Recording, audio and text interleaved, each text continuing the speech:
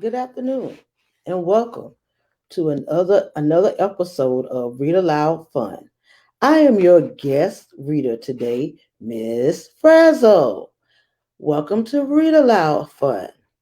Today we're going to read a fun, funny, nice little science fiction story about outer space.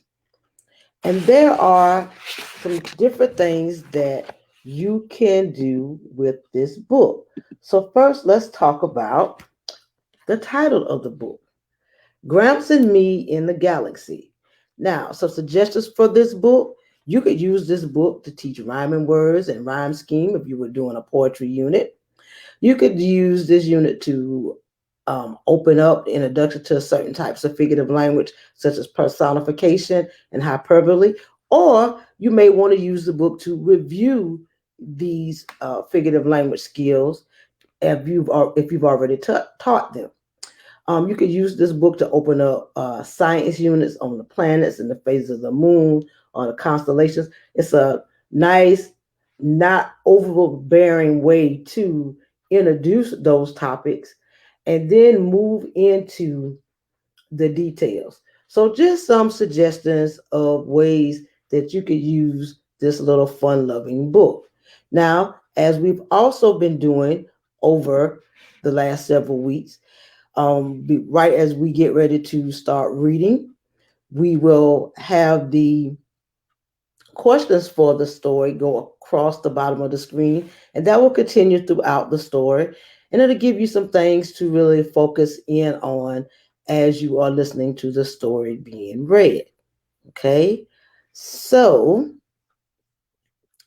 let's get your questions, and you see there they are going across the bottom of the screen. And we're going to get ready to read Gramps and Me in the Galaxy.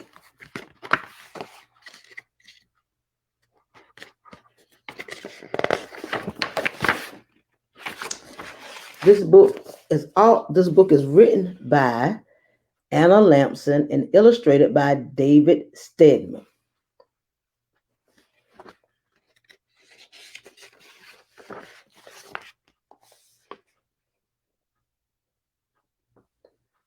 My grandpa said he tried to teach me everything he knows, like how to use an oatmeal spoon to build men out of snow, and how to ride a rhino, and how to speak Chinese, and how to wrestle elephants by tickling their knees.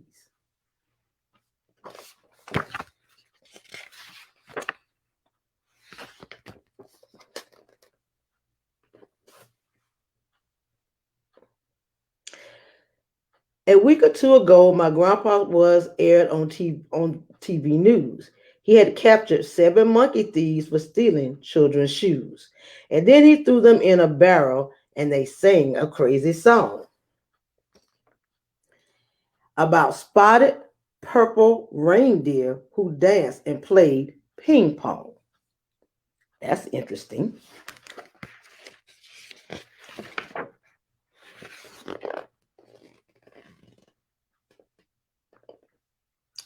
Our town threw Gramps a party way out in outer space. He invited me to come along to hold his huge briefcase. Everything was going fine. We soared among the stars. All was perfect as a pickle till we met the King of Mars. So they were soaring across the galaxy in their boat, and then they meet the King of Mars. Hmm.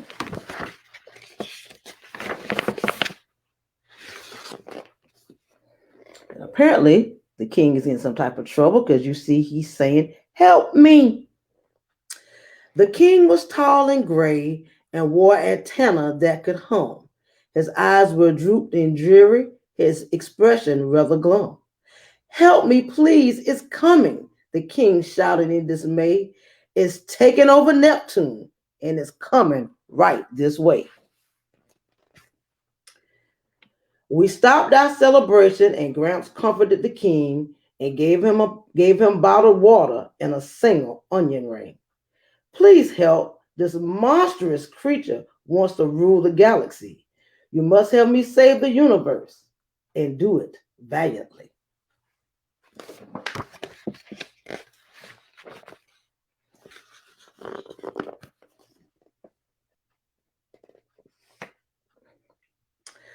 So we packed up all the stars as I tipped my party hat. The king offered us his army and his kung fu fighting cat. Grandpa kindly shook his head. We felt we had enough of stars, pink party favors, and our bad guy fighting stuff. A kung fu fighting cat. That's very interesting. Never heard of such a thing.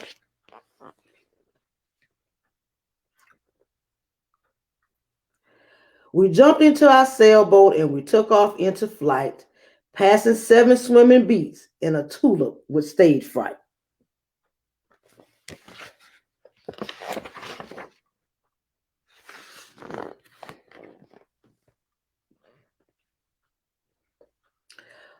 Farther up the way, we met a goat on Saturn's rings, who warned us we must hurry or the monster would sprout wings. And monster sprouting wings, I asked, not knowing what to think. The goat raised both his eyebrows high while sipping on squid ink. Not just ordinary wings, said Goat. They flap in such a flurry. He uses them to capture men to feed his fish Murray. I looked at Gramps in awe and saw him with a wink. Oh, and saw him wink with a sly grin. He couldn't really think there was a way for us to win.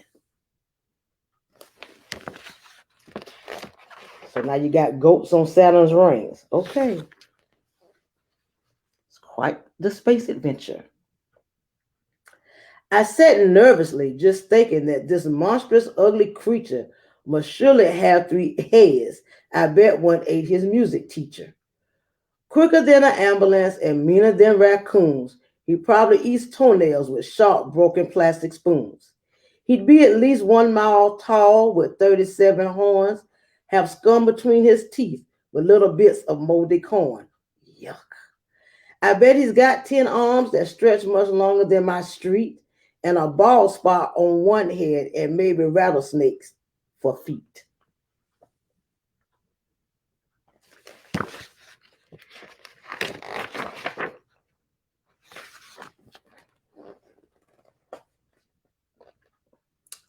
I shuddered as I thought about this monster drawing near, but Grandpa leaned back calmly, relaxing with no fear. What bravery! Okay, I thought. I'm safe by Grandpa's side. But then we noticed something strange that halted our smooth ride.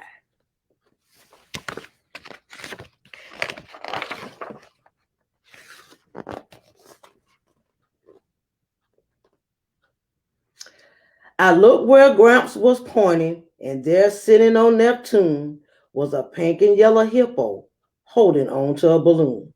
She wasn't all that tall, and her big teeth were awfully green. She really looked quite goofy, and her name tag read Francine. So could this be the monster everybody was so afraid of?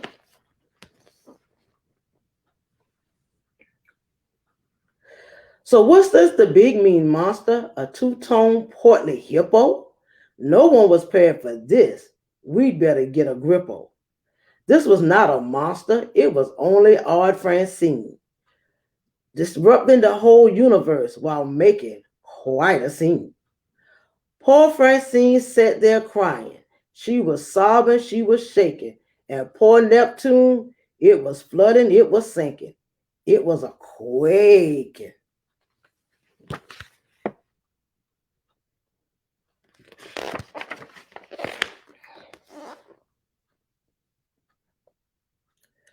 Charge, I shouted, and I ran attacking with our stars, but Grandpa simply caught them in his big transparent drawers.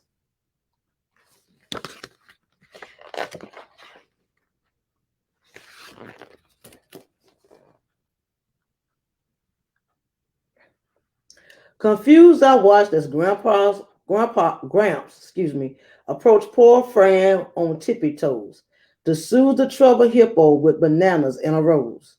Francine refused each offering and rubbed her teary eyes as Gramps continued searching through his briefcase of supplies.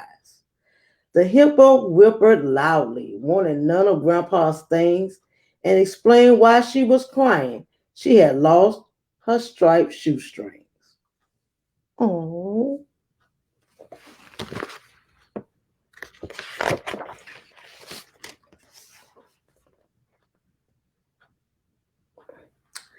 As Grandpa winced and wiggled, these must have been my clues, because looking down, I saw the perfect answer in my shoes.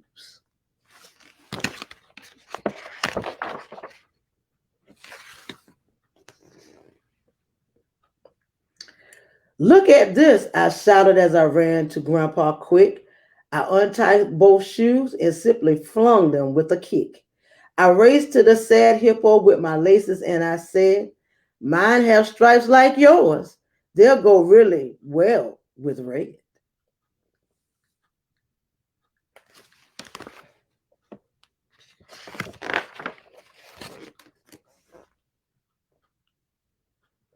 The hippo stopped her sobbing as she shouted out, thank you. Neptune stopped its quaking, so it's now as good as new. Oh, that was an easy way to solve the problem.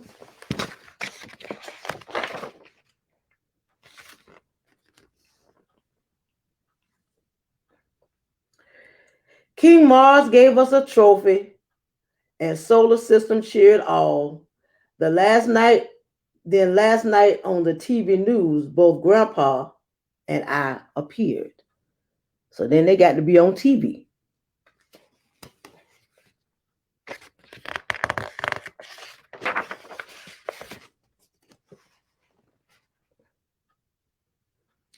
This time they said, let's celebrate deep beneath the sea.